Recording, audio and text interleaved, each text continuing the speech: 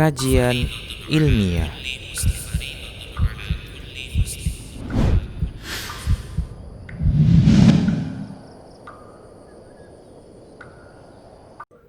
Assalamualaikum warahmatullahi wabarakatuh. Innal hamdalillah nahmaduhu wa nasta'inuhu min shururi anfusina wa min sayyiati a'malina.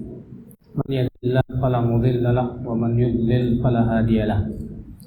Wa asyhadu an la ilaha illallah wahdahu la syarika lahu wa asyhadu anna Muhammadan 'abduhu wa rasuluh. Qala Allah ta'ala fi kitabih alladzina amanu taqullaha haqqa tuqatih wa la tamutunna illa wa antum muslimun. Amma ba'd. Menata hati, sayangi negeri. Apa hubungannya menata hati dengan negeri? Sangat berhubungan sekali. Karena kita tidak mungkin menyayangi negeri kalau kita tidak menata hati kita. Sayangi negeri. Maksudnya sayangi negeri, jangan sampai diadab oleh Allah Subhanahu wa taala. Allah Subhanahu wa taala menceritakan dalam Al-Qur'an bagaimana Allah mengadab kaumnya Nabi Nuh, bagaimana Allah mengadab kaumnya Nabi Ad, Nabi Samud, kaumnya Samud, kaumnya Ad dan yang lainnya. Kenapa mereka diadab oleh Allah Subhanahu wa taala? Jawabnya satu, karena mereka memaksiati Allah. Mereka tidak beriman kepada para rasul. Akibatnya mereka mendapatkan malapetaka yang begitu dahsyat. Kaumnya Nabi Nuh ditimpa apa? Banjir bandang yang luar biasa. Kaumnya Nabi Hud yaitu Ad ditimpa apa? Angin yang sangat dingin selama seminggu lamanya dan menyebabkan mereka mati. Kaumnya Nabi Saleh itu Samud ditimpa apa? Suara yang sangat memengkakkan telinga sehingga akhirnya mereka pun mati. Demikian dari zaman ke zaman kita menyaksikan sendiri bahwa mereka yang mendustakan para nabi dan rasul pasti Allah akan timpakan kepada mereka azabnya yang keras. Sayangi negeri kita ya akhi. Dengan cara apa? Menata hati. Allah Ta'ala berfirman dalam surat Al-A'raf, "Walau anna ahlal qura amanu wattaqau lafatahna 'alaihim barakatin minas sama'i wal ardh. Walakin kadzdzabu fa akhadnahum bima kanu yaksibun." Kalaulah penduduk suatu negeri itu beriman dan bertakwa, maka kami akan bukakan pintu-pintu keberkahan dari langit dan bumi. Akan tetapi sayang, kata Allah, mereka mendustakan ayat-ayat kami, maka kami adab mereka disebabkan dosa-dosa mereka. Bayangkan ya akhi, Allah mengatakan bahwa penduduk suatu negeri kalau mereka beriman dan bertakwa, Allah justru akan membukakan pintu-pintu keberkahan dari langit dan bumi. Sebaliknya, kalau mereka mendustakan ayat-ayat Allah, jangan salahkan kalau ternyata Allah kirimkan azabnya kepada kita semua. Saudaraku sekalian, untuk beriman dan bertakwa tidak mungkin kalau kita tidak menata hati kita. Rasulullah mengatakan, "Ala inna taqwa hahuna, ala inna taqwa hahuna, ala inna taqwa hahuna." Ketahuilah takwa itu adanya di sini. Di mana? Di hati.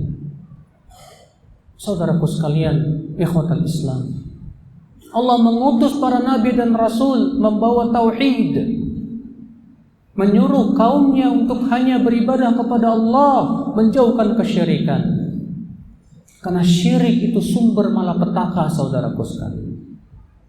Semua kaum yang ditimpa azab oleh Allah akibat kesyirikan. Kaumnya Nabi Nuh yang mempersekutukan Allah dengan patung-patung yang diberi nama wali-wali Allah. Mereka sangat mencintai wali-wali Allah melebihi kadar semestinya, sehingga menjadikan wali-wali Allah sebagai tandingan selain Allah Subhanahu wa taala. Lalu mereka pun menamai patung-patung yang mereka sembah dengan nama-nama orang-orang saleh. Wad, Suwa', Yaghuth, Ya'uq, Nasr. Ibnu Abbas ketika menafsirkan ayat dalam surat Nuh, wa qalu la tadharunna alihatakum wa la tadharunna wadda wa la suwa'a wa la yaghutha wa ya'uqa wa nasra. Kaumnya Nabi Nuh berkata, jangan tinggalkan tuhan-tuhan kalian. Jangan tinggalkan Wad, Suwa', Yaghuth, Ya'uq dan Nasr. Kata Ibnu Abbas, ini nama-nama orang soleh. Ketika orang soleh itu meninggal dunia, digambar. Untuk apa? Disembah? Belum. Tapi untuk memberikan motivasi. Lalu dibuatlah patung dan monumen. Untuk apa? Disembah? Belum. Tapi kemudian lama-lama akhirnya terjadilah penyembahan. Saudaraku sekalian, maka kepada mereka lah Nabi Nuh diutus untuk mengingatkan bahwasanya yang mereka lakukan itulah kesyirikan. Maka Nabi Nuh 950 tahun, bayangkan Pak, berdakwah kepada tauhid. 950 tahun tak lelah-lelahnya, siang dan malam. Setiap kali Nabi Nuh menyampaikan, kaumnya malah meledeknya. Setiap kali Nabi Nuh berdakwah, kaumnya malah menutup telinganya. Setiap kali Nabi Nuh menyampaikan kebenaran, mereka menutup bahkan wajahnya dengan pakaian mereka, supaya tidak bisa mendengar ucapan Nabi Nuh alaihissalam. Bayangkan 950 tahun keadaannya seperti itu. Kita baru berapa tahun berdakwah? Subhanallah ya khamis. Makanya akal Islam, sayangi negeri kita dengan cara apa? Mentauhidkan Allah Subhanahu wa ta'ala. Karena tauhid itu adalah merupakan sumber keberkahan. Tauhid sumber kebaikan. Sebab kalaulah penduduk negeri mentauhidkan Allah, Allah pasti bukakan berbagai macam keberkahan, kebaikan, berbagai macam kenikmatan ya akal Islam. Tapi ketika penduduk negeri itu mempersekutukan Allah, dia berbuat syirik, jangan harap Allah akan bukakan kepada mereka ikhwatul Islam keberkahan. Yang ada adalah Allah cabut keberkahan dari negeri tersebut. Umat Islam, ikhwatul iman, sayangi negeri kita dengan cara beriman dan bertakwa kepada Allah. Sayangi negeri kita dengan cara beramal saleh. Penuhi negeri kita dengan amal saleh, bukan dengan maksiat kepada Allah. Sebab ketika negeri kita dipenuhi dengan maksiat kepada Allah, maka keberkahan Allah cabut dari negeri kita. Yang ada adalah malapetaka yang akan menimpa kita. Saudaraku sekalian, ikhwatul Islam, azan ya Allah.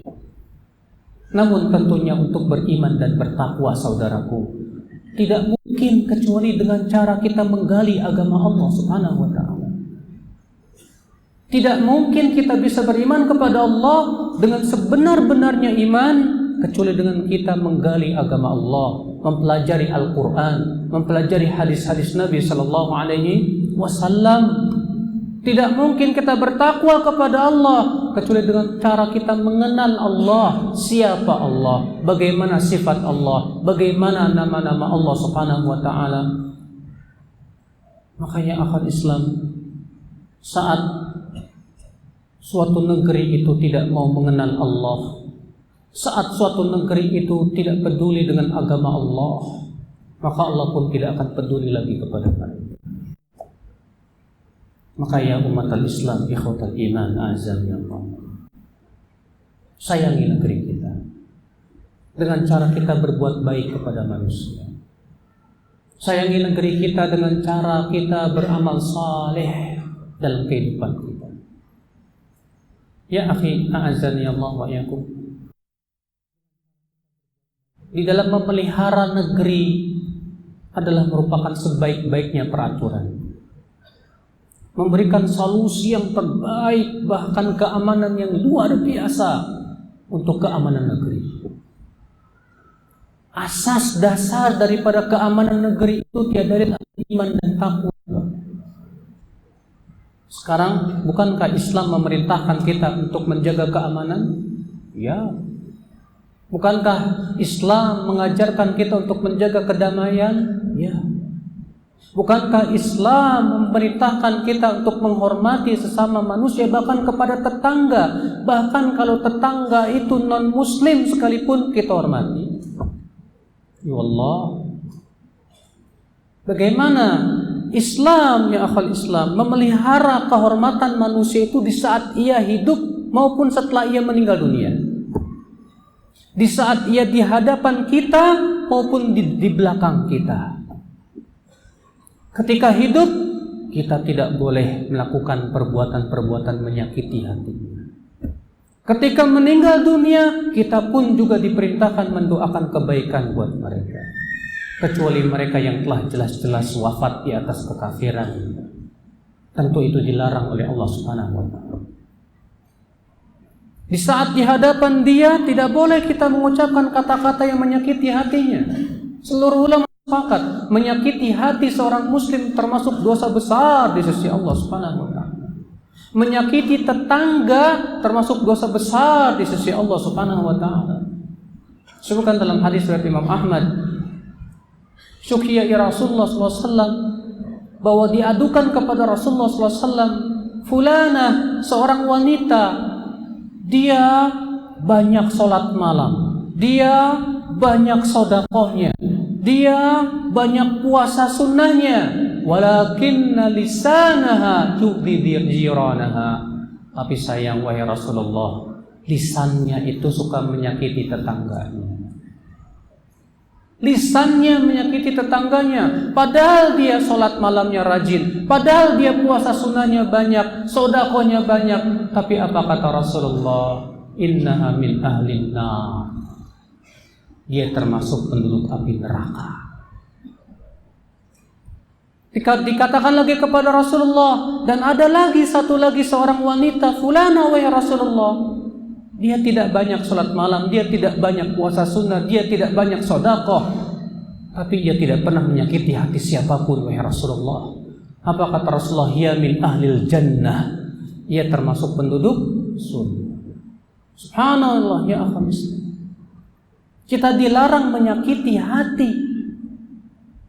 Dan tidak mungkin kita bisa tidak menyakiti hati kalau kita tidak menata hati kita sendiri. Bahkan kalau kita disakiti, saudaraku, kalau kita dicaci, saudaraku, kalau ada orang yang mencaci kita, membuli kita, memburuk-burukan kita, ternyata Rasulullah SAW melarang kita untuk membalas dengan yang sama. Dalam hadis yang diriwayatkan Imam Ahmad juga dalam musnadnya, Rasulullah SAW bersabda, apa kata Rasulullah sallallahu alaihi wasallam? Wa in ahadun sabbaka aw ayyaraka bi amrin ya'lamu fika fala tu'ayyirhu bi amrin ta'lamu fihi wa da'wa balahu alaihi. Kata Rasulullah, kalau ada orang yang memburuk-burukan kamu dengan aib yang dia tahu ada pada diri kamu, maka jangan kamu membalas memburuk-burukan dia dengan aib yang ada pada diri dia. Biarkan dosanya untuk dia. Subhanallah. Rasanya gimana Pak kalau antum diburuk-burukan, dijelek-jelekan, dicaci, maki, panas nggak Pak? Siapa yang nggak panas? Tapi di saat kita panas itu ternyata Rasulullah SAW memberikan kepada kita apa? Sebuah sikap yang agung. Yaitu apa? Jangan membalas dengan cacian yang sama. Jangan. Apa tidak boleh Ustadz membalas cacian orang dengan cacian yang sama? Sebetulnya hukum asalnya boleh. Karena Allah berfirman, wa jazaa'u sayyi'atun sayyi'atin mithliha. Balasan keburukan adalah dengan keburukan yang sama. Cuma masalahnya Pak, Bapak yakin tidak bahwa ketika Bapak membalas itu akan sama? Yakin? Kalau ada orang mencela Bapak, bodoh kan?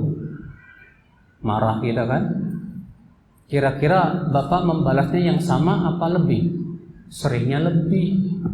Kamu bukan cuma bodoh, iblis. Berarti kalau seperti itu yang lebih banyak dosanya siapa? Kita. Makanya Rasulullah SAW melarang kita membalas, karena dikhawatirkan kalau kita membalas kita malah berbuat zalim. Makanya Allah mengatakan apa? Wa jazaa'u sayyi'atun sayyi'atin mithliha, dan balas wa jazaa'u sayyi'atin sayyi'atun mithluha, dan balasan keburukan adalah dengan keburukan yang sama. Lalu Allah mengatakan apa? Faman 'afa wa aslaha fa ajruhu 'ala Allah. Tapi siapa yang memaafkan dan berbuat islah kebaikan, maka pahalanya langsung ditanggung oleh Allah. Ya akhal Islam, azani Allah. Kalau begitu, lihat bagaimana Islam sangat menjaga perasaan manusia. Bahkan kepada non-muslim yang dia bukan muslim, bagaimana Islam pun menghormati. Ketika Rasulullah hijrah ke kota Madinah, Rasulullah pun mengadakan sulh, perdamaian dengan kaum Yahudi, di mana di antara isinya adalah yaitu bahwa kaum muslimin tidak boleh mengganggu orang Yahudi, tidak boleh merusak tempat-tempat ibadah orang Yahudi. Demikian pula orang Yahudi tidak boleh mengganggu kaum muslimin. Ya akhal Islam, azani Allah wa ya. Menjaga negeri akhal Islam sesuai dengan ajaran Islam itu luar biasa sekali ya akhal Islam. Maka ya akhi, menjaga negeri maka adalah dengan cara menjaga sikap kita. Jaga sikap kita kepada siapa? Pertama, kepada diri kita sendiri. Allah berfirman, Innallaha la yughayyiru ma biqaumin hatta yughayyiru ma bi anfusihim. Sesungguhnya Allah tidak akan merubah suatu kaum sampai mereka merubah apa? Dirinya mereka sendiri. Allah tidak mengatakan Allah tidak akan merubah suatu kaum sampai mereka merubah pemimpinnya, tidak. Tapi Allah mengatakan apa? Allah tidak akan merubah suatu kaum sampai mereka merubah dirinya sendiri. Berarti perubahan itu dari mana? Dari diri kita sendiri. Kita ingin berubah, negeri ini ingin berubah, tapi orang-orangnya nggak mau berubah, percuma. Kita ingin punya pemimpin presiden bagaikan Umar bin Khattab, tapi rakyatnya ternyata tidak mau beriman kepada Allah. Bagaimana Allah akan berikan?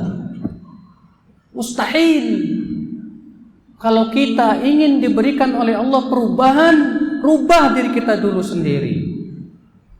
Makanya Allah mengatakan, Ya ayyuhalladzina amanu alaikum anfusakum la yadurrukum man dhalla idza tadaitum. Hai orang-orang yang beriman, pelihara dirimu sendiri dulu.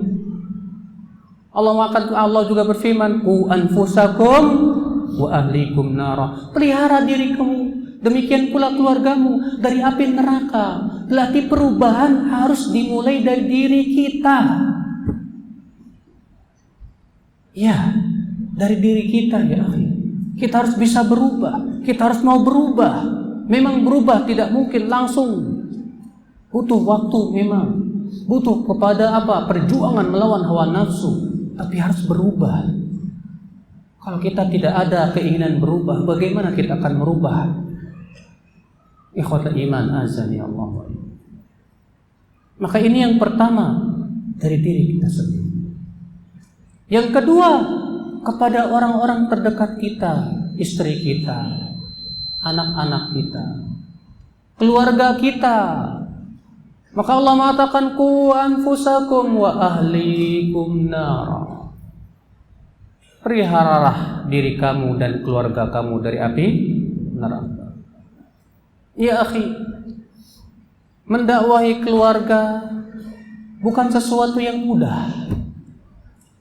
Rasulullah SAW ketika diperintahkan oleh Allah Subhanahu wa taala untuk berdakwah, yang beliau pertama kali dakwahi adalah keluarganya dahulu.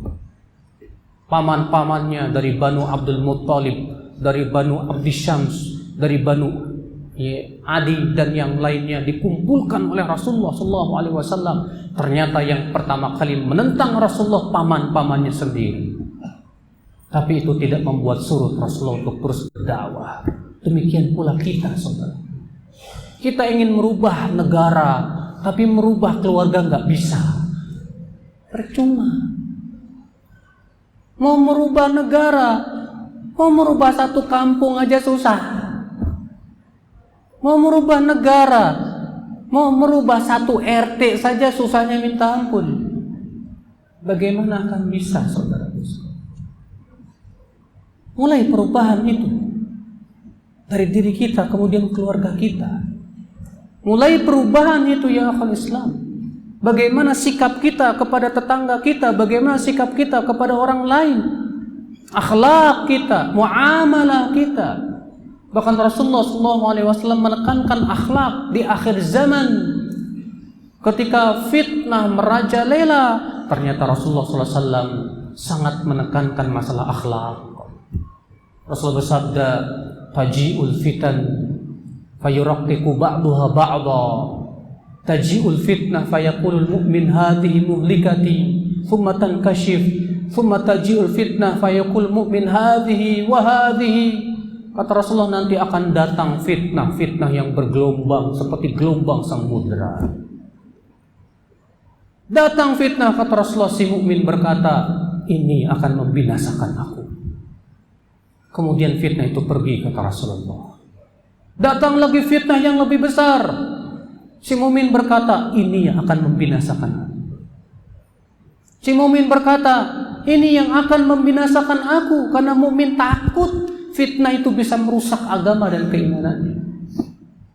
Maka Rasulullah bersabda, "Faman arada an yuzahzaha 'anil nar wa yudkhalal jannah falta'tihi maniyatuh wa huwa yu'minu billahi wal yawmil akhir wal ya'ti ilan nas bima yuhibbu an yu'ta ilaih." Maka siapa yang ingin diselamatkan dari neraka dan dimasukkan ke surga, hendaklah kematian mendatanginya dalam keadaan ia beriman kepada Allah dan kehidupan akhirat. Dan hendaklah ia mempergauli manusia sebagaimana ia suka untuk dipergauli dengannya. Subhanallah. Ternyata akhlak Rasulullah SAW tekankan. Ya akhi, jagalah negeri dengan cara kita berbuat baik kepada tetangga kita. Kalau kita umat Islam masih suka mengganggu tetangga, bagaimana kita akan menjaga negeri ini lebih aman lagi, ya? Menjaga, jangan mengganggu tetangga itu dengan sikap kita, dengan lisan kita, dan dengan segala macam perkara yang bisa mengganggu tetangga, ya.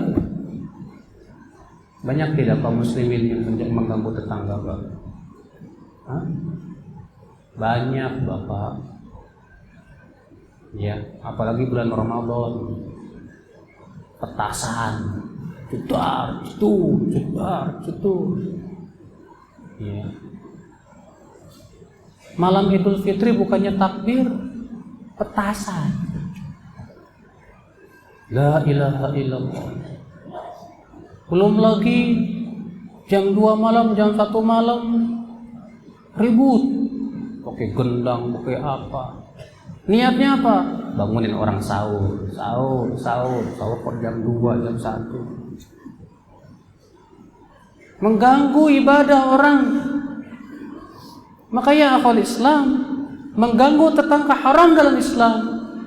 Bagaimana kita akan menjaga keamanan negeri kalau tetangga saja kita ganggu dengan suara kita? Disebutkan dalam hadis dari Abu Daud, Rasulullah SAW masuk ke dalam masjid. Ternyata para sahabat masing-masing sedang beribadah, sedang sholat. Dan ternyata masing-masing mengeraskan suara dalam bacaan sholatnya. Apa kata Rasulullah? Ala inna kullakum munajin rabbah fala yajhar ba'dukum ala ba'din biqiraati. Ketahuilah, setiap kalian itu sedang bermunajat kepada Allah. Maka jangan mengeraskan bacaan Qur'annya mengganggu yang lainnya. Sampai-sampai bacaan Quran saja kalau mengganggu tidak boleh dikeraskan. Bagaimana kalau itu dengan ucapan-ucapan yang menyakitkan hati saudaraku sekalian, ukhuwatul Islam, azan ya Allah. Jaga negeri kita ya akhwat Islam. Dengan cara apa? Dengan cara kita juga berusaha untuk berbuat baik kepada manusia seluruhnya. Yang paling utama adalah diantaranya yaitu pemimpin. Pemimpin negeri ini orang yang paling berhak untuk kita berikan kebaikan kepadanya. Kebaikan berupa apa? Yang pertama, doa kita. Tapi Ustaz, pemimpin kita ini zalim misalnya. Pemimpin kita tidak berhukum dengan hukum Allah. Pemimpin kita begini dan begitu. Bagaimana Ustaz? Saya mau tanya Pak. Kalau Bapak mendoakan keburukan kepada dia dan ternyata Allah kabulkan, kira-kira penggantinya lebih baik apa lebih buruk? Hah? Kira-kira penggantinya bakalan lebih baik apa lebih buruk? Yakin bisa lebih baik? Yakin? Nggak yakin saya. Dari zaman ke zaman ketika Pak Soeharto turun naik. Ternyata ya tahu sendiri bagaimana sejarah di negeri kita. Memang demikian. Syekhul Islam Taimiyah dalam Minhajus Sunnah juga menceritakan semua pemberontakan yang terjadi di dunia Islam bukan menegakkan agama, bukan juga memperbaiki dunia. Sama sekali tidak. Yang ada adalah apa? Huru-hara, kehancuran dan yang lainnya. Ya. Ya akhwal Islam azan ya Allah wa iyyakum. Kita tidak setuju, memang kita tidak akan pernah setuju berhukum dan hukum selain Allah, karena itu jelas tidak sesuai dengan perintah Allah Subhanahu wa taala.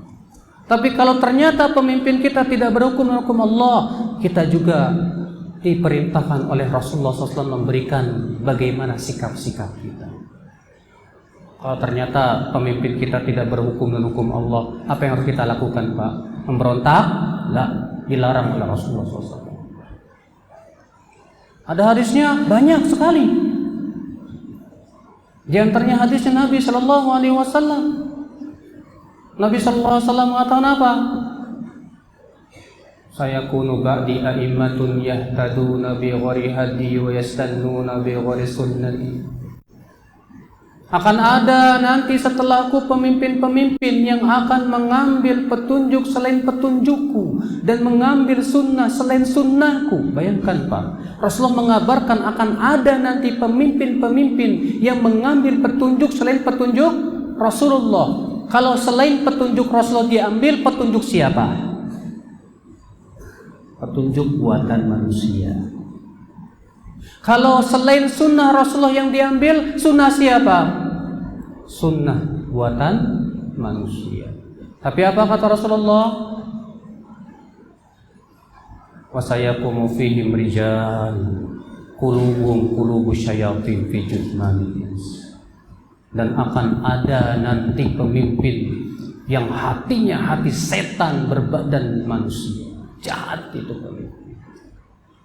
Lalu seorang sahabat bertanya kepada Rasulullah, apa yang harus kami lakukan menghadapi pemimpin seperti itu ya Rasulullah?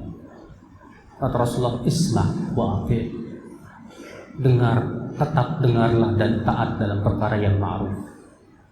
Wa in dhariba dhahruk wa ukhidha maluk. Walaupun kamu dipukul, diambil hartamu.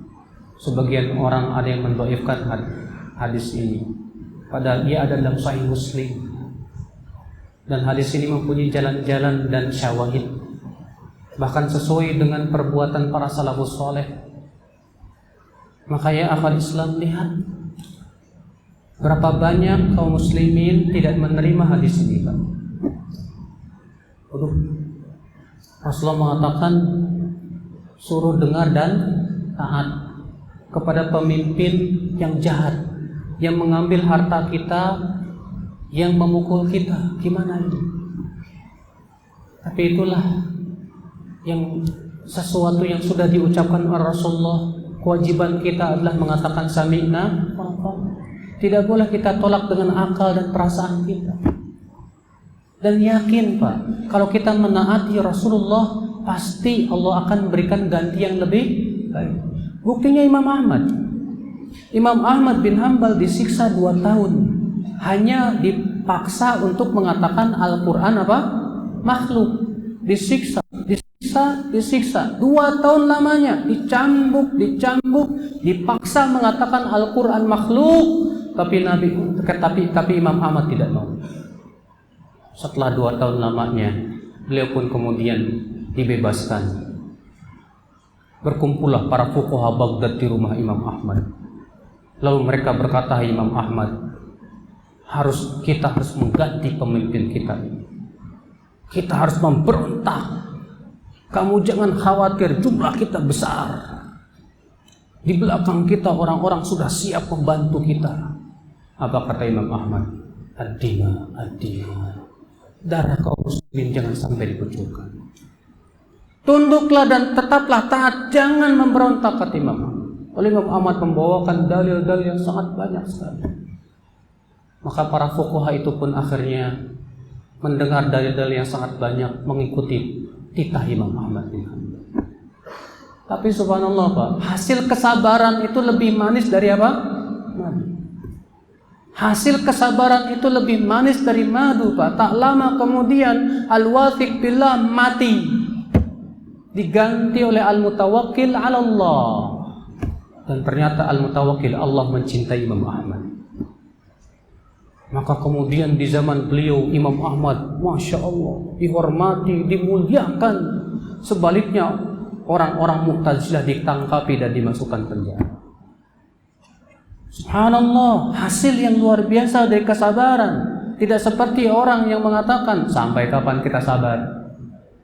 Rasulullah SAW ketika menyebutkan akan adanya pemimpin-pemimpin yang zalim, yang lebih mementingkan daripada rakyatnya, apa kata Rasulullah? Fasbiru, sabarlah. Sampai kapan ya Rasulullah? Hatta talqauni ala haud, sampai kalian berjumpa denganku di telaga haud. Jadi sabarnya sampai kapan?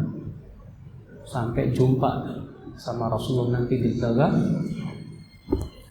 Tapi Rasulullah juga mengajarkan kepada kita, tidak boleh hati kita ridho kepada pemimpin yang zalim. Hati kita harus benci kepada pemimpin yang zalim. Tapi bukan berarti kebencian kita, ketidakridhoan kita kepada pemimpin yang zalim menyebabkan kita kemudian membangkang, berontak. Tidak. Memberontak itu mudaratnya jauh lebih besar Pak daripada apa? Ya, kezaliman si pemimpin tersebut. Makanya para ulama mengatakan apa? Imamun tulum khairum min fitnatin tadum. Pemimpin yang zalim lebih baik daripada apa? Kekacauan yang tidak ada ujungnya sama sekali. Ya wallahi akhal Islam azza ya Allah. Maka ya akhi, mana yang mendoakan kecelakaan?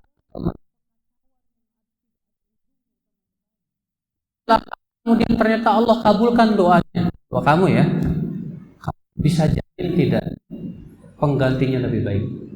Belum tentu. Al-Hasan al-Basri, itu Imam Al-Hasan al-Basri, seorang tabi'in. Beliau termasuk orang yang salah satu ulama yang menjadi buronan Hajjaj bin Yusuf. Hajjaj bin Yusuf ini seorang panglima perang yang sangat kejam. Imam Al-Hasan al-Basri pernah mendengar seorang laki-laki mendoakan, ya Allah, binasakan si Hajjaj itu ya Allah. Apa kata Al-Hasan al-Basri? Jangan doakan begitu. Kenapa? Bukankah dia sangat zalim? Kata Al-Hasan, aku khawatir kalau doamu dikabulkan oleh Allah, ternyata penggantinya lebih buruk dari dia. Artinya dari mana kamu tahu bahwa penggantinya lebih baik? Jadi yang benar bagaimana? Para ulama Ahlussunnah sepakat bahwa pemimpin itu hendaknya kita doakan kebaikan. Doakan supaya dapat hidayah. Bahkan Imam Al-Barbahari dalam Syarh Sunnah sampai-sampai menyatakan itu keyakinan Ahlussunnah wal Jamaah. Beliau mengatakan, "Idza ra'aita rajulan yad'u lis-sultan." Kamu melihat ada orang yang mendoakan kebaikan untuk penguasa, dia termasuk Ahlussunnah insyaallah. Wa idza ra'aita rajulan yad'u 'ala sultan, kalau kamu melihat ada orang yang mendoakan keburukan kepada penguasa, maka itu cirinya dia ahli bid'ah, kata beliau. Maka hati-hati ya akhi.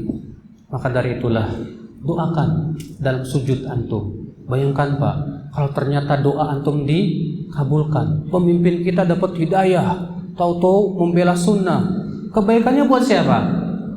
Buat kita semuanya, buat rakyat semuanya. Alhamdulillah. Dan jangan Anda berkata, gak bakalan dapat hidayah. Emang yang punya hidayah siapa? Ente? Enggak. Yang punya hidayah siapa? Allah Rabbul Izzati wal Jalal.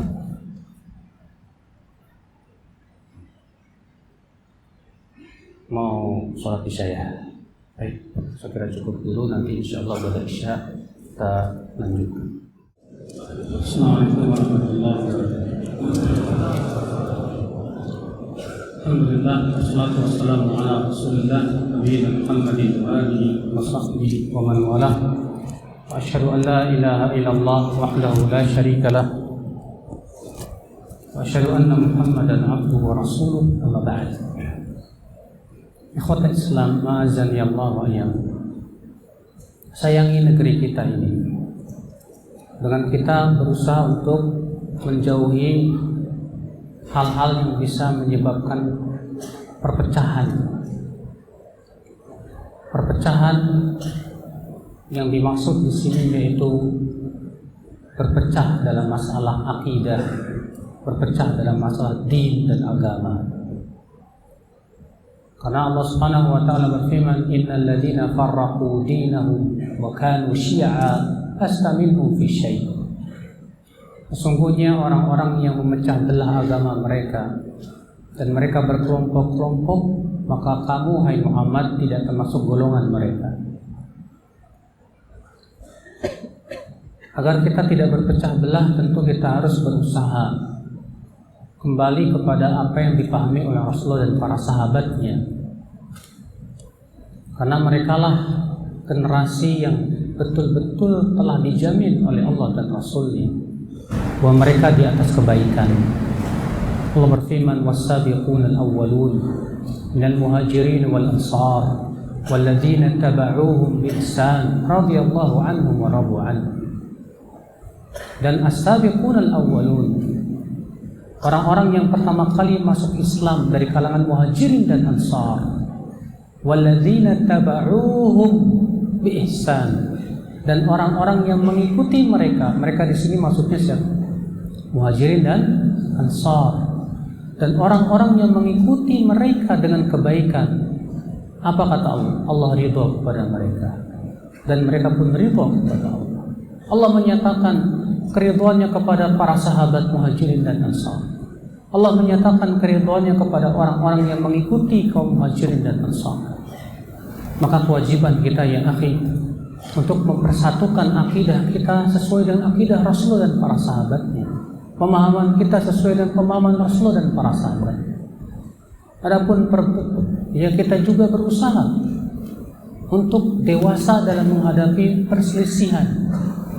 Sesuatu yang memang para ulama terdahulu berbeda pendapat dan setiap pendapat mempunyai dalil yang sahih dan mempunyai wajhatun nazar secara qawaid syariah, tidak perlu kita saling memaksakan pendapat kita. Banyak di antara kaum muslimin, bahkan di negeri kita sendiri, yang ternyata itu masalah-masalah para ulama di zaman dahulu khilaf, berbeda pendapat, dan itu masalah ijtihadiyah yang tidak ada nasnya, ternyata itu dianggap sebagai sebuah akidah yang tidak boleh diselisih. Akhirnya apa? Akhirnya itu menjadi sumber perpecahan. Saya berikan contoh, jangan jauh-jauh. Masalah ibunda Rasulullah dan ayahanda Rasulullah di mana? Di surga atau di neraka? Siapapun yang membaca kitab-kitab para ulama terdahulu akan ia dapati adanya perselisihan. Dan amatul ulama, kebanyakan ulama menyatakan bahwa ayahanda dan ibunda Rasul di neraka. Sebagian ulama mengatakan tidak, sebagian lagi tawakuf, diam, tidak mau memastikan. Kalau itu pendapat ulama besar, masing-masing punya dalil, dan para ulama tersebut ternyata tidak saling menyesatkan gara-gara itu. Lalu kemudian gara-gara itu kita malah memaksakan pendapat kita. Tidak layak di akal Islam, azani Allah wa iyyakum. Ini menunjukkan ketidakdewasaan kita di dalam menyikapi perpecahan atau perselisihan. Maka kewajiban kita, kalau ternyata para ulama berbeda pendapat, berusahalah mencari pendapat yang rajih, tapi bukan berarti kita kemudian memaksakan pendapat kita kepada orang lain bahwa kamu kalau tidak ikut, kamu sesat, kamu pasti neraka. Ini bukanlah manhaj Ahlussunnah wal Jamaah. Bedakan masalah yang sudah menjadi ijma' para ulama. Kalau para ulama sudah ijma' sepakat, terutama ijma'nya salafus salih, kalangan sahabat, tabi'in, tabi'ut tabi'in, maka orang yang menyelisihinya sudah pasti sesat. Karena Allah sendiri yang mengatakan begitu. Allah berfirman, "Wa may yushaqiqir rasula min ba'di ma tabayyana lahul huda wa yattabi' ghayra sabilil mu'minin nuwallihi ma tawalla wa nuslihi jahannam wa sa'at masira." Surat An-Nisa ayat 115. Siapa yang menyelisihi Rasul setelah jelas kepadanya petunjuk dan mengikuti selain jalan kaum mukminin, kata Imam Syafi'i apa? Maksudnya ijma' ulama mereka. Nuwalli ma tawalla, kami akan biarkan ia leluasa dan kesesatannya. Wa nusli jahannam, dan kami akan bakar ia dengan dalam neraka jahannam. Wa sa'at masira, dan itu seburuk-buruknya tempat kembali. Imam Syafi'i berdalil dengan ayat ini bahwa orang yang menyelisih ijma, ia telah diancam dengan api neraka. Maka perhatikan masalah yang mana itu sudah ijma' ulama, mana yang ini masih ijtihadiyah, para ulama masih berbeda pendapat, dan itu tidak ada nas. Jangan jadikan masalah-masalah itu menjadi sumber perpecahan. Naam ya akhal Islam. Di sinilah kita harus faqih, dan semakin kita mendalami. Terkadang ada seseorang ya akhal Islam, ya, yang sangat fanatik kepada seorang ustadz, sehingga ucapan ustadz itu bagaikan wahyu yang berasal dari langit. Sehingga ketika ucapan ustadz tersebut diselisih oleh ustadznya atau orang lain, dianggaplah bahwa orang lain tersebut tersesat. Dasarnya ustadz saya tidak mungkin salah. Subhanallah. Seakan-akan dia berkata ustadznya nabi. Seakan-akan lisan halnya berkata akan ada nabi lagi setelah Rasulullah SAW. Mungkin lisannya berkata, oh saya mengatakan Rasulullah nabi terakhir, Rasul terakhir, tapi perbuatannya menganggap ada nabi setelah Rasulullah. Sebab dia menganggap seakan-akan ucapan di ustadznya, kiainya ataupun ajangannya bagaikan wahyu dari langit. Ini sebuah kesalahan besar, bahkan termasuk syirik. Umat al-Islam azan ya Allah wa ya. Maka dari itulah ya, menjaga keamanan negeri ini adalah menyayangi negeri ini. Allah Subhanahu wa ta'ala memberikan kepada kita, alhamdulillah, di negeri kita ini Pak, banyak sekali rezeki dan kenikmatan. Apa sih yang ada di Indonesia, Pak? Ya, Indonesia ini kaya banget, kaya raya. Sayangi negeri ini yang kaya begini supaya lebih berkah lagi. Dengan apa? Iman dan takwa, dengan tauhid, dengan ketaatan kita kepada Allah, bukan dengan maksiat kepada Allah, bukan dengan syirik kepada Allah Subhanahu wa ta'ala. Sayangi orang-orang yang masih berbuat maksiat dengan cara apa? Menyadarkan mereka dengan lemah lembut. Kalau kita melihat saudara kita yang masih berbuat maksiat, kita melihat saudara kita yang masih berbuat syirik, dakwahi mereka dengan lemah lembut, saudara. Ini dia Nabi Musa alaihissalam dan Nabi Harun diperintahkan mendakwahi Fir'aun. Antum tahu siapa Fir'aun? Fir'aun mengaku dirinya, aku Tuhan yang paling tinggi. Itu Fir'aun. Allah berfirman kepada Nabi Musa, idhaba ila Fir'auna innahu tagha. Pergilah kalian berdua kepada Fir'aun, sesungguhnya ia telah melampaui batas. Faqula lahu qawlan layyina, ucapkan kepada Fir'aun dengan ucapan yang lemah lembut. Bayangkan, kepada orang sekaliber Fir'aun disuruh lemah lembut. Saya mau tanya sama siapa yang lebih baik, kita atau Nabi Musa? Siapa yang mengaku dirinya lebih baik dari Nabi Musa? Tidak mungkin. Semua kita pasti mengatakan Nabi Musa siapa? Beliau Rasulullah, ulul azmi. Kita siapa? Mana yang lebih buruk, pemimpin kita atau Fir'aun? Sebaik-baik manusia kepada seburuk-buruk manusia saja disuruh lemah. Maka tidakkah kita berusaha untuk menggunakan lemah lembut ya?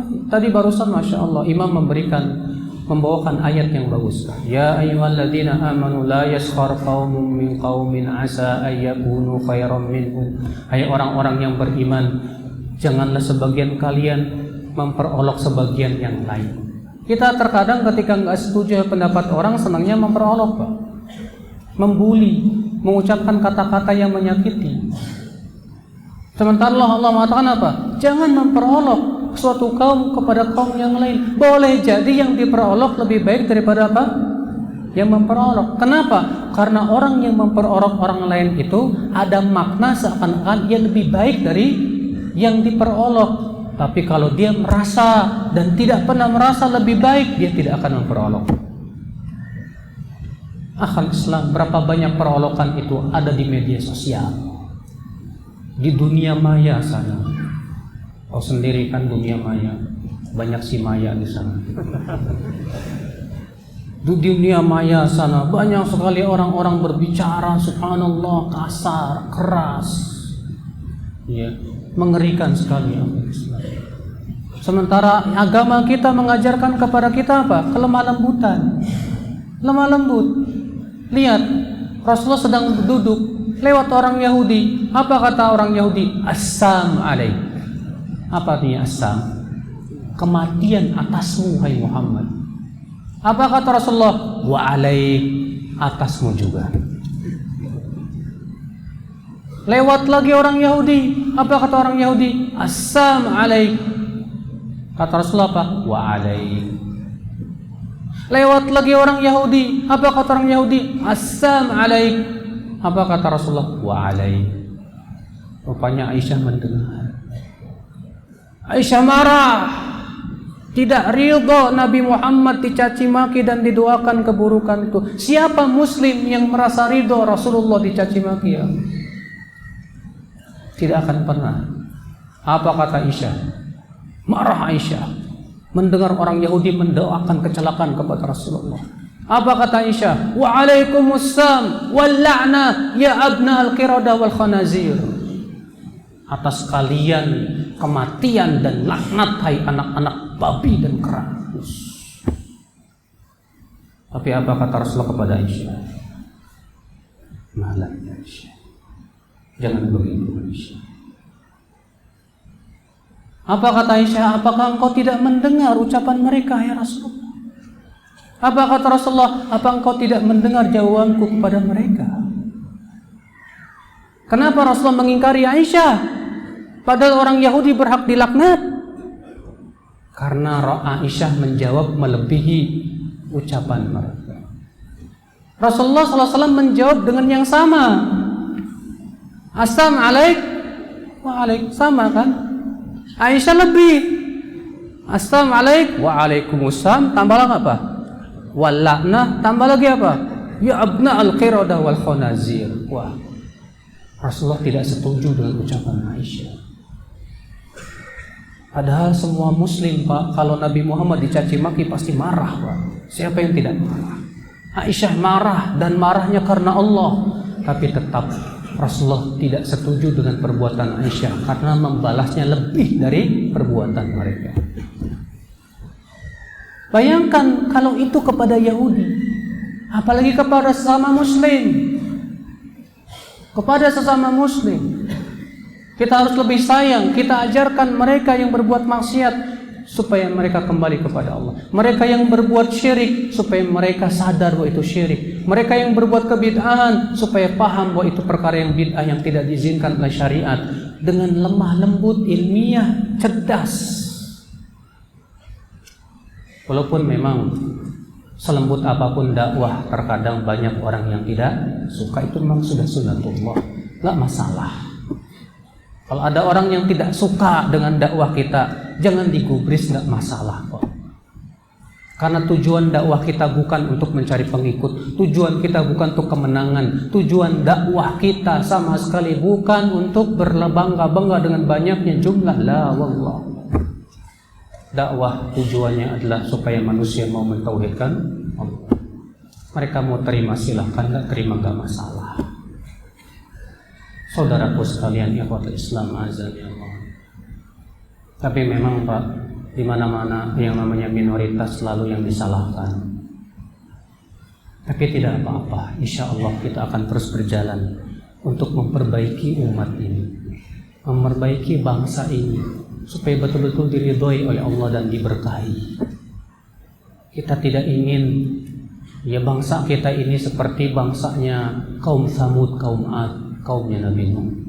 Kita tidak ingin itu, tidak mau.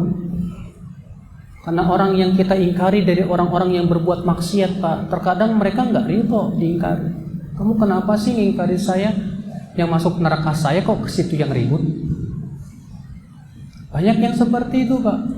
Orang yang sedang mabuk-mabukan, para LGBT dan yang lainnya, kalau antum ingkari, marah mereka. Ya, kok kamu situ yang ribut sih? Masalahnya bukan itu, Mas. Kalau kamu berbuat maksiat, kita juga semua kena azab. Kalau yang kena azab cuma lu doang sih nggak masalah. Semuanya kita masalahnya. Diratakan azabnya oleh Allah kalau kita diam. Bukankah itu yang diperintahkan Rasulullah SAW? La ta'murunna bil ma'ruf wa la tanhaunna 'anil munkar. Hendaklah kalian benar-benar beramar ma'ruf nahi munkar, atau Allah akan ratakan azab semua yang kalian. Kalau sudah rata, tidak lagi dipilah-pilih oleh Allah mana yang soleh, mana yang tidak, semua kena. Tapi tentunya Pak, beramar ma'ruf nahi munkar itu jangan sama sekali dengan sikap arogan, tidak. Jangan diidentikan amar ma'ruf nahi munkar dengan sikap apa?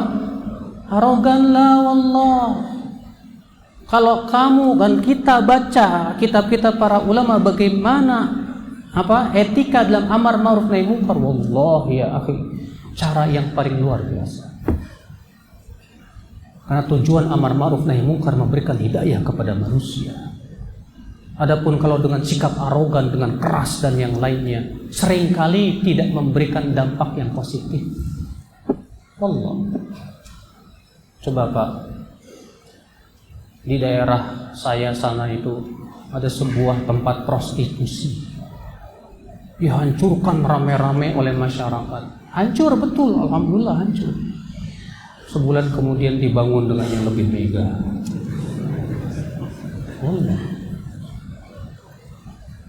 Ya. Dan itu kenyataannya banyak di tempat seperti itu.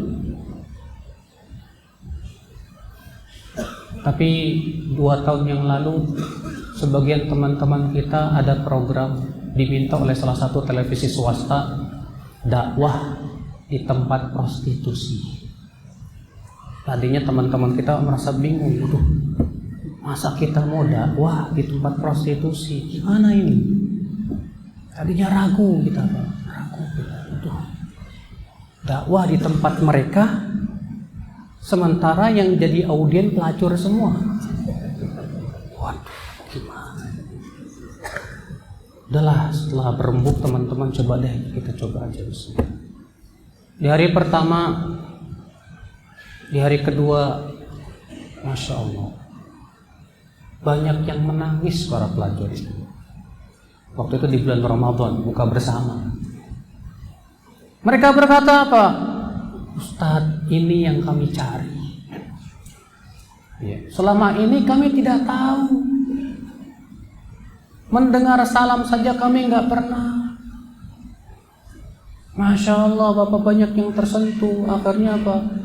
Setelah Ramadan selesai, mereka akhirnya banyak yang meninggalkan, taubat kepada Allah Subhanahu wa Ta'ala. Ternyata dengan lembut bisa tersentuh, tapi dengan keras belum tentu tersentuh.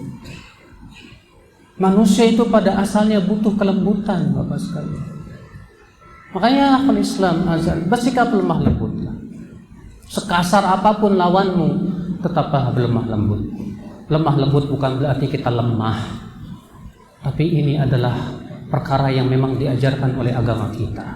Sabar, karena Rabb kita maha kuasa atas segala sesuatu. Allah Al-Azizul Jabbarul Mutakabbir, Allah Al-Qawiyul Aziz, mampu dan sangat mampu membela hamba-hambanya yang dizalimi. Maka dari itulah ya akhwat Islam azani Allah wa iyyakum, dengan cara kita terus memperbaiki diri kita, memperbaiki keluarga kita, memperbaiki masyarakat kita ini, mengajak orang yang berbuat maksiat untuk taat kepada Allah. Mereka yang terkena pemikiran-pemikiran yang menyimpang, ya, yang suka membom itu, yang suka menghalalkan darah kaum muslimin, mengkafirkan. Ini Allah penyakit berat, Pak. Gara-gara ini akhirnya dakwah sunnah jadi tercoreng. Gara-gara dakwah kayak gini nih Pak, yang berjenggot jadi menakutkan. Iya kan? Iya. Pemboman. Setelah pemboman kira-kira banyak yang masuk Islam nggak Pak? Nggak ada. Bahkan dakwah sunnah semakin apa? Ditakut-takuti. Semakin ngelihat yang berjenggot, wih, jangan-jangan teroris. Ngelihat yang bercadar, wah, anak buah Osama bin Laden. La ilaha illallah. Pada Rasulullah berjenggot nggak Pak? Rasulullah berjenggot, para sahabat berjenggot tidak Pak? Para sahabat berjenggot, para ulama, Imam Syafi'i, Imam Ahmad, Imam Malik berjenggot tidak Pak? Semua berjenggot. Tapi di zaman sekarang jenggot jadi menyeramkan, seakan-akan itu teroris. Para sahabiat, istri-istri Nabi bercadar tidak Pak? Bercadar. Para sahabiat kebanyakan bercadar, para tabi'in demikian pula. Tapi di zaman sekarang cadar seakan-akan sesuatu yang menyeramkan sekali ya akal Islam azani Allah. Ya akhi azani Allah wa iyyakum. Semua apa? Ya itulah dikotori oleh tangan-tangan akibat daripada pemikiran yang menyimpang. Yang kebetulan casingnya sama dengan kita. Casingnya berjenggot, casingnya di atas mata kaki, istrinya bercadar, ternyata punya pemikiran apa? Akhirnya masyarakat menghukumi rata. Pokoknya yang jenggot itu pasti teroris. Tapi antum yang berjenggot juga nggak usah khawatir, nggak usah takut. Insya Allah Pak polisi paham kok mana teroris mana bukan. Mereka orang-orang yang cerdas yang bisa membedakan. Antum juga jangan merasa risih dituduh orang awas teroris. Ya, bilangin ke mereka teroris itu biasanya nggak berjenggot Pak. Lihat aja yang ngebom rata nggak berjenggot kan? Cukur jenggot itu semuanya. Ikhwatul Islam azannya Allah ya. Maka dari itu ya akhi, sayangi negeri kita dengan cara kita membantu ya pemerintah dalam hal-hal kebaikan. Dengan cara kita mendoakan mereka supaya dapat hidayah. Dengan cara kita berusaha untuk sama-sama menjaga keamanan. Allah ya akhi, kalau setiap umat Islam di negeri kita ini beriman dan bertakwa, antum nyimpen motor sembarangan nggak ada yang nyuri, Pak. Aman. Soalnya kenapa? Mau nyuri takut sama Allah, takut sama. Antum ketinggalan duit 1 juta gepokan di pinggir jalan, mau ngambil orang mikir-mikir. Kalaupun diambil bukan dikantongin, tapi dikasih kepada yang berwajib. Kenapa? Punya iman, punya takwa. Tapi ketika banyak kaum muslimin, muslim, haji, tapi curanmor, berjudi, korupsi. Kenapa? Islamnya, KTP-nya Islam, tapi iman dan takwanya, tauhidnya jauh. Kalau orang yang mentauhidkan Allah, waktu sendiri pun dia takut kepada Allah. Orang yang tauhidkan Allah Subhanahu wa taala, Pak, dan kenal kepada Allah Subhanahu wa taala, kalau ia seorang atasan, dia akan amanah. Kalau ia sebagai seorang bawahan, ia pun akan amanah. Dia tidak akan pernah sama sekali menyia-nyiakan pekerjaannya. Wallahi akhwal Islam. Kenapa sih kita harus berdakwah tauhid? Kenapa sih para nabi berdakwah kepada tauhid? Karena itulah dasarnya amal. Kalau bukan karena takut kepada Allah, kita tidak akan melakukan atau meninggalkan maksiat kepada Allah. Tapi karena takut kita kepada Allah dan kita mentauhidkan Allah dan bahwasanya azab Allah keras, maka kita tidak akan berani untuk memaksiati Allah walaupun ketika apa? Sendirian. Nah, inilah saudaraku sekalian, kita berdoa, ya Allah, mudah-mudahan Engkau jaga negeri kita ini. Engkau jaga negeri ini dari hal-hal yang bisa merusak, dan Engkau berkahi, ya Allah. Engkau perbaiki terutama pemuda-pemuda kaum muslimin, karena pemuda-pemuda kita lihat banyak sekali yang menjadi korban-korban media, habis waktunya untuk bergadang yang sia-sia. Tapi alhamdulillah, ya, kita melihat banyak pemuda sudah mulai kembali satu persatu. Mudah-mudahan ini sebagai tanda, ya, kebaikan insyaallah biidznillah. Allahu a'lam.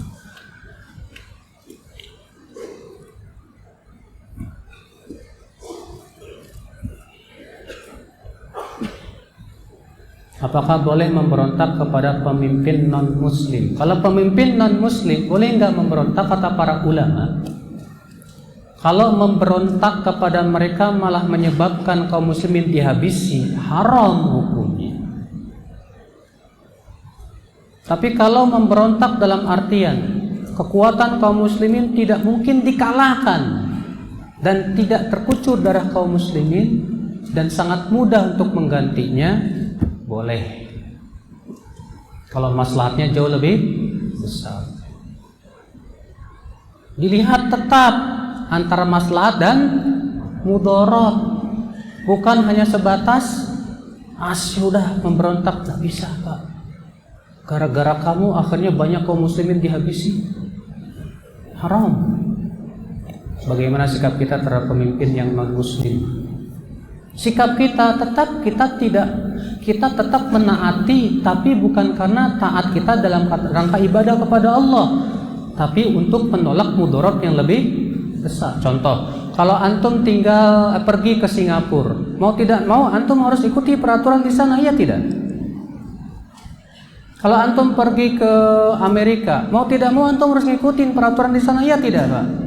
Tapi antum mengikuti peraturan mereka dalam rangka ibadah atau karena menghindari mudarat yang lebih besar? Jawab, menghindari mudarat yang lebih besar. Maka kita berusaha, Pak, jangan sampai, mudah-mudahan ya Allah Indonesia dikuasai oleh non muslim. Kita berdoa kepada Allah. Makanya kalau bukan kita yang menjaga din agama ini, siapa lagi, Pak? Insya Allah kalau kaum muslimin terus pegang agama ini, Allah berikan rahmat kepada kita. Tapi kalau kaum muslimin sudah tidak peduli dengan agamanya, jangan salahkan kalau Allah kuasakan kepada kita orang-orang yang tidak menyayangi kita.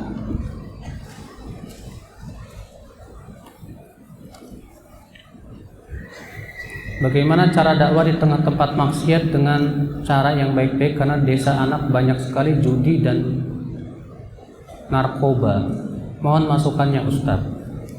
Dulu Rasulullah ketika dakwah di Mekah, kaum musyrikin mabuk-mabukan nggak, Pak? Ketika Rasulullah dakwah di Mekah, kaum muslimin suka berzina tidak, Pak? Kaum musyrikin suka berzina. Suka makan riba tidak, Pak? Suka makan riba. Tapi yang Rasulullah dakwahkan pertama apa? Apakah yang Rasulullah dakwahkan pertama, jangan berzina, jangan mencuri? Apa kata Rasulullah? Beribadahlah kepada Allah saja, jauhkan kesyirikan. Itu dulu. Karena syirik ini kepalanya berbagai macam keburukan. Selama syirik ada, keburukan tidak akan pernah hilang selama-lamanya. Antum ingin menghilangkan judi, menghilangkan narkoba, riba, tapi syiriknya dibiarkan, percuma. Karena itulah sumbernya berbagai macam keburukan. Jadi yang harus dimatikan apa? Kepalanya dulu, syiriknya. Kalau syiriknya habis, mentauhidkan Allah, dengan sendirinya orang akan meninggalkan itu semua. Ketika tauhid sudah menghunjam di dada mereka. Makanya Aisyah radhiyallahu anha berkata apa, Pak? Sebagaimana Imam Bukhari meriwayatkan dalam sahihnya, adalah yang pertama kali turun dari Al-Qur'an tentang surga dan neraka. Kalaulah yang pertama kali turun dalam Al-Qur'an jangan mencuri, mungkin kami tidak akan meninggalkan pencurian. Kalaulah yang pertama kali turun dalam Al-Quran jangan berzina, mungkin kami tidak akan meninggalkan perzinahan. Kenapa? Karena rasa takut kepada Allah belum ada. Jadi gimana dong? Dakwahkan dulu kepada tauhid itu dulu deh. Kalau mereka sudah mentauhidkan Allah, menjauhkan kesyirikan, terjamin Pak, insya Allah mereka akan mudah meninggalkan itu semua. Bismillah.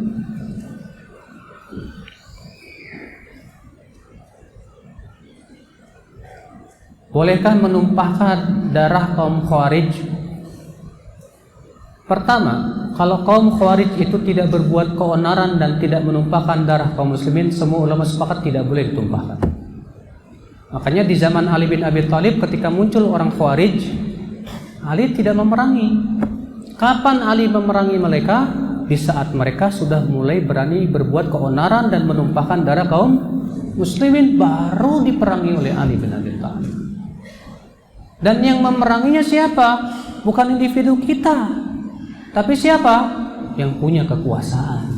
Mereka yang berhak untuk memerangi. Adapun kalau kita, ya kita bisa bacok-bacokan, Pak. Mudaratnya jauh lebih besar. Tapi kalau penguasa, mereka punya kekuatan. Mereka yang akan memberantas.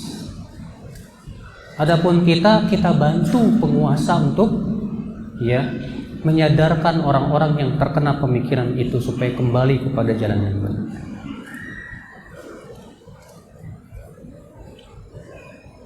Saya sudah menasihati teman saya untuk tidak mencoba demo. Hukum demo itu, Pak, yang saya yakini sampai detik ini hukumnya haram. Dan itu yang menjadi fatwa para ulama besar seperti Syekh bin Baz, Syekh Utsaimin, Syekh Fauzan, Syekh Albani, dan yang lainnya. Di mana demo itu sendiri, Bapak sekalian, sama sekali tidak pernah diajarkan oleh Rasul dan para sahabatnya. Ada sebagian yang berdalil dengan demo, katanya dulu Rasulullah membagi dua, yang satu dipimpin Umar, yang satu dipimpin oleh Hamzah. Kata mereka tuh mereka demo, padahal itu riwayatnya dhaif banget, Pak. Dan tidak ada sama sekali dalil yang menguatkan perbuatan mereka. Saya sampai detik ini punya keyakinan demo haram. Bagaimanakah menasihati saudara kita yang terpecah menjadi dua kubu pada saat pemilu? Mereka suka mencela pemimpin. Seorang muslim tidak layak untuk masuk dalam kancah-kancah seperti itu. Kalau antum mau memilih salah satu yang antum menganggap itu yang paling baik, silakan. Adapun kemudian masuk dalam kancah saling mencibir, saling membenci, saling ini, la wallah la. Jangan sampai cinta dan benci antum karena selain Allah. Ingat kata Rasulullah, al-hubbu fillah wal bughdu fillah min awthaqi arabi. Cinta karena Allah dan benci karena Allah itu termasuk sekuat-kuat tali iman. La wallah, seorang muslim apalagi penuntut ilmu enggak layak masuk dalam dunia seperti itu. Al-Imam Ibnu Qayyim dalam kitab At-Turuq Al-Hukmiyah fi Siyasati Syariah mengatakan apa, Pak? Yang boleh bicara masalah politik hanyalah para ulama yang telah sampai kepada derajat ijtihad. Itu pun politik yang sifatnya syariah. Maka apalagi ini ulama bukan, cuma penuntut ilmu, ikut-ikutan. Akhirnya apa? Akhirnya rame sendiri. Wih, apa sih manfaatnya antum rame-rame gituan? Emang antum sudah kuasai Sahih Bukhari, Sahih Muslim, Abu Daud, Tirmidzi, Nasai? Ilmu masih sangat banyak. Kenapa harus sibuk dengan hal seperti itu? Inilah Pak, fenomena sekarang banyak pemuda-pemuda lebih asyik dengan kabar-kabar dan berita hangat, dan tidak asyik baca tafsir Quran, baca syarah hadis. Gak asyik bagi mereka. Coba antum lihat di Facebook, bahkan teman-teman kita bikin statusnya aneh-aneh. Tujuannya apa? Karena pengen komennya banyak. Allah. Tapi ketika statusnya Quran, hadis, penjelasan ulama, yang komen dikit. Jadi apa? Kayaknya nggak asyik. La ilaha illallah. Kalau antum masuk dunia Facebook dan sudah punya perasaan seperti itu, udah tinggalin Facebook itu. Sebab hal seperti itu lama-lama akan melalaikan antum dari zikir kepada Allah. Ya akhi, lihat di zaman sahabat Nabi, Pak, ketika terjadi permasalahan dan problematika, itu problematika umat itu hanya dibahas oleh para ulama besarnya aja, selesai. Yang bawah-bawahnya diam. Lihat, ketika terjadi Umar bin Khattab debat dengan Abu Bakar mengenai Abu Bakar ingin memerangi suatu kaum yang tidak bayar zakat, maka Umar tidak setuju. Terjadi dialog, selesai. Ternyata Abu Bakar yang benar. Apakah sampai yang ke bawah? Apakah yang di bawah ikut komen? Tidak. Masalahnya zaman sekarang semua mau komen. Bahkan semuanya merasa dirinya ulama besar. Kucing tapi ngerasa singa. Oh, kalau menurut pendapat saya nggak begitu. Pendapat ente siapa? Ulama bukan. Ente belajar bahasa Arab di mana? Belajar usul fikih di mana? Kok berani mengatakan pendapat saya? Kalau itu masalah-masalah besar, hati-hati Anda. Tidak halal Anda berkata menurut pendapat saya tanpa ilmu, tanpa dalil. Wallahi tidak boleh ya. Dan itu banyak sekali seperti itu. Bahkan ketika kita sampaikan dalil, sampai-sampai ada yang protes sama dalil. Yang dibawakan Al-Quran hadis padahal. Tapi kan begini, tapi kan begitu, tapi kayaknya ini nggak masuk akal dan yang lainnya. La ilaha illallah. Inilah Pak fenomena di zaman sekarang. Benar kata Rasulullah, muncul para Rawafidah. Akhi, kalau kita merasa diri kita dangkal ilmunya, lebih baik banyak diam saja, itu lebih selamat. Daripada kita ikut komen malah kemudian menambah beratnya dosa kita di sisi Allah. Emangnya komen antum gak bakalan ditanya sama Allah? Setiap yang antum tulis dengan jempol antum itu di Facebook pasti ditanya oleh Allah Subhanahu wa ta'ala. Pasti. Maka sebelum Anda komen, yang antum pikirkan apa jawabannya saya di hadapan Allah Subhanahu wa ta'ala. Wallahi ya akhwal Islam, musibah di zaman sekarang ini, semua orang bicara. Bahkan bukan ahlinya pun bicara. Ya.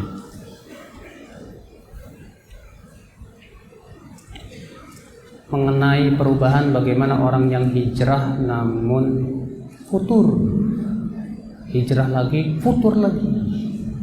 Gimana dengan orang seperti ini, Ustaz? Apakah dia termasuk orang munafik? Futur ada dua macam, saudaraku. Ada futur yang sifatnya parsial, pada amal tertentu saja. Maka yang seperti ini pasti terjadi. Misal, antum semangat sholat tahajud, semangat lama-lama futur. Atau antum sedang semangat baca Quran lama-lama futur. Itu pasti terjadi karena Rasulullah mengabarkan. Kata Rasulullah apa? Likulli amalin syirrah wa likulli syirratin fatrah faman kanat fatratuhu ila sunnah faqad ihtada. Setiap amal ada masa-masa semangatnya naik. Dan setiap masa naik ada masa-masa futurnya. Kata Rasulullah apa? Siapa yang masa futurnya kepada sunnah dapat hidayah. Tapi siapa yang masa futurnya bukan kepada sunnah sungguh binasa. Contoh yang dapat hidayah gini, antum lagi semangat baca Quran, Masya Allah, pas futur pindah kepada baca kitab ulama, Masya Allah, bagus, Anda sudah dapat hidayah. Tapi antum tadinya Masya Allah semangat baca Quran, pas futur semangat baca koran. Nah ini yang binasa Pak. Tapi ada orang futurnya bukan cuma dalam semuanya Pak. Mau ngaji malas, mau sholat malas, mau ngapain main malas. Itu biasanya akibat dosa. Yang kedua biasanya akibat salah bergaul. Antum bergaul dengan orang-orang yang ternyata tidak punya semangat dalam menuntut ilmu. Akhirnya antum ikut-ikutan. Makanya dalam Islam Pak, masalah pergaulan itu sangat diperhatikan loh Pak. Kata Rasulullah Pak, al-mar'u ala dini khalilih. Seseorang itu di atas agama teman dekatnya. Falyanzur ahadukum man yukhalil, kata Rasulullah. Hendaklah dia melihat dengan siapa dia berteman. Maka teman ada dua, teman akrab dan teman biasa. Kalau teman akrab, usahakan orang soleh yang bisa memberikan kepada antum semangat. Adapun teman biasa, siapapun silakan, selama tidak mempengaruhi agama antum. Nah, saudaraku, jangan antum karena tidak ingin disebut kuper. Banyak pemuda malu disebut apa? Kuper, tahu nggak kuper? Kurang pergaulan. Ingin disebut gaul sama semua orang. Akhirnya apa? Bahaya. Salah. Mendingan antum disebut kuper tapi agama antum terjaga, daripada disebut gaul tapi akhirnya antum malah terombang-ambing dalam kebinasaan. Nah ini ya, akhi. Maka kalau antum misalnya hijrah futur lagi, tanyakan. Antum hijrah ini kenapa sih? Kok bisa futur lagi, hijrah lagi, futur lagi, hijrah? Ada apa? Apa sebabnya? Koreksi. Makanya penting kita muhasabah. Apa itu muhasabah? Introspeksi diri.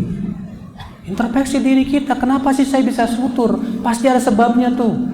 Cari sebabnya. Ada apa? Bisa jadi kurang keikhlasannya. Bisa jadi kurang kesungguhannya. Bisa jadi kurang berjihadnya melawan hawa nafsunya. Itu bisa jadi ya akhwat Islam. Bagaimana cara menghilangkan di sini?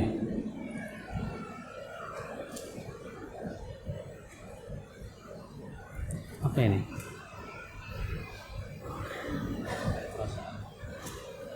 Bagaimana cara menghilangkan perasaan bahwa diri kita lebih baik dari orang lain?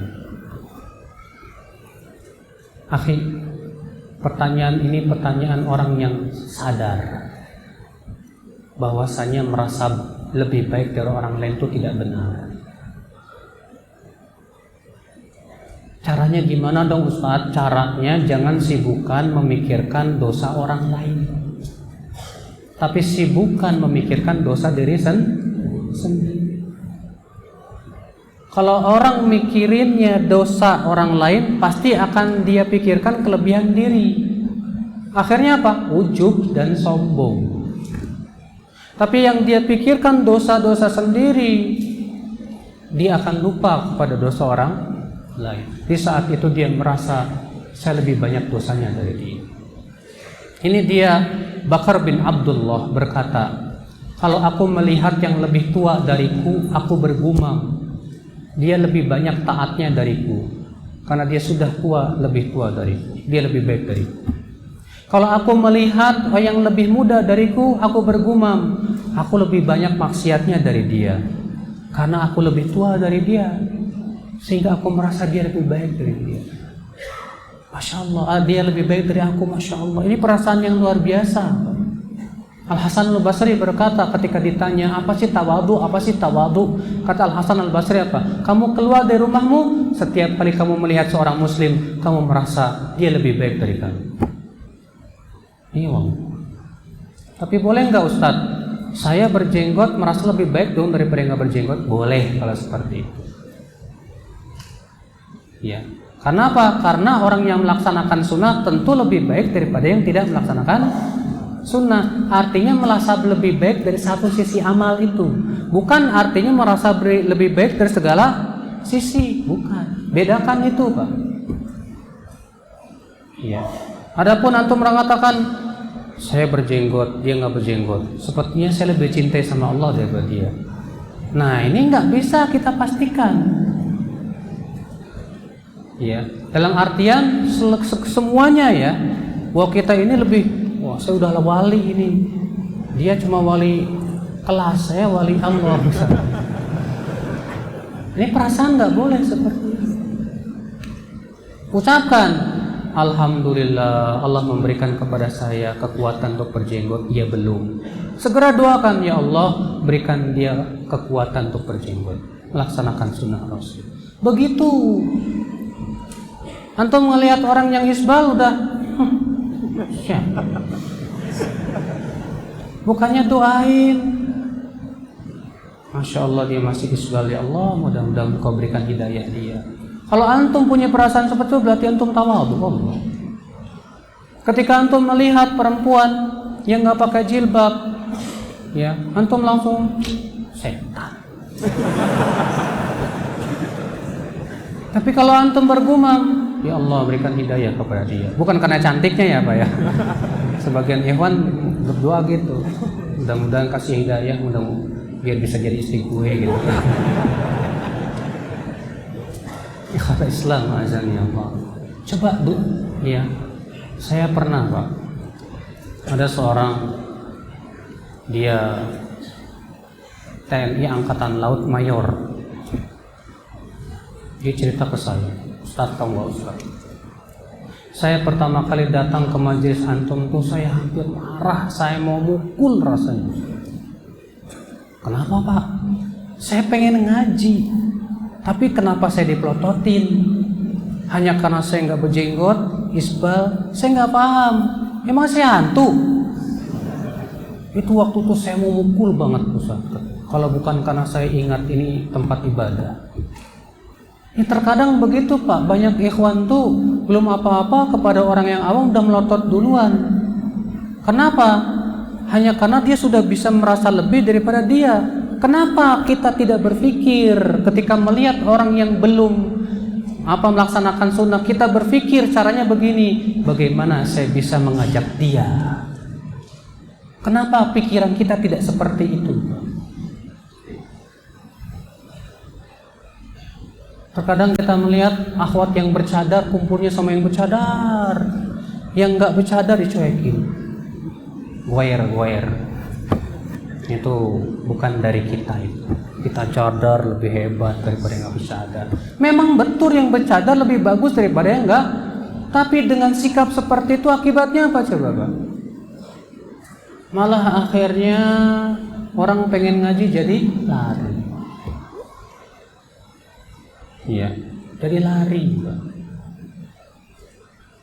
Bahkan ada akhwat Masya Allah, dia ingin memperbaiki diri, datang ke majelis taklim hanya berkudung, cuman begini doang. Dilihat sama akhwat yang udah ngaji. Bener Pak. Waduh, besoknya nggak ngaji lagi udah. Saya mau ngaji kok malah dipelototin. Nah, ini bahaya. Nah ya akhi, baritulah ya akhi ya. Saya ingatkan akhi, Anda yang sudah diberikan hidayah, bersyukurlah kepada Allah atas nikmat hidayah. Saat Anda melihat orang yang belum dapat hidayah, jangan lupa untuk mendoakan dia supaya dapat hidayah. Jangan lupa Anda berpikir bagaimana saya bisa mengajak dia kepada sunnah. Jangan lupa Anda berusaha mendoakan supaya teman-teman Anda yang belum mengaji, yang belum dapat hidayah, yang masih berbuat maksiat, doakan supaya dapat hidayah. Wallahi ya akhi, Itu sifat para rasul dan para nabi. Rasulullah menceritakan ada seorang nabi yang dipukuli kaumnya. Bayangkan, Pak. Nabi dipukuli kaumnya. Nabi, bukan kita, nabi.